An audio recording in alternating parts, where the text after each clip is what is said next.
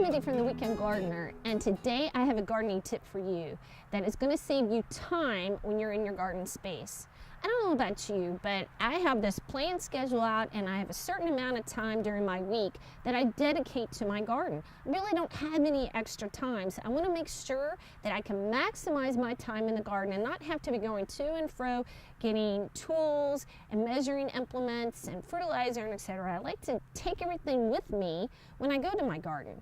But sometimes I don't think I need something and then I end up needing it. And one of the things that I typically don't think I need and then I need is a measuring tool. Now we all know how important it is to plant material and seed and spacing it properly. It's extremely important. It reduces plant disease, plant pest issues as an example.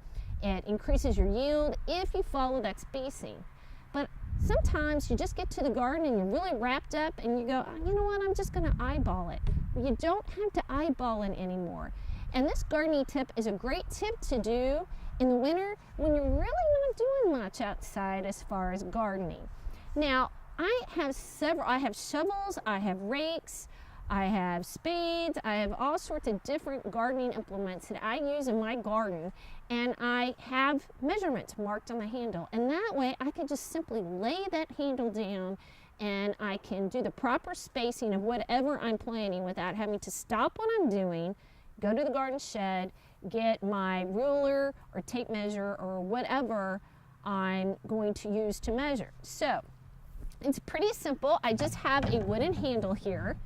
And this is a great project to get the kids involved. It's also a great project to use up those little scraps of paint that you have laying around. You can use permanent markers. You can even wood burn in the measurements on it. And what you're going to want to do is you're going to want to measure some small measurements, 1/4 of an inch, 1/2 inch, and you want to make sure that you've got it marked in some way that you know the difference of the measurements. So making the lines progressively longer would be a good way of doing it. So you want a few inches measured that way, and then you want a foot measured that way. Again, distinguishing it from all the other marks. And that way you always have a measuring tool with you in the garden, and you can maximize your time in the garden by properly spacing your plant material. So until we meet in the garden again, this has been Mindy from the Weekend Gardener.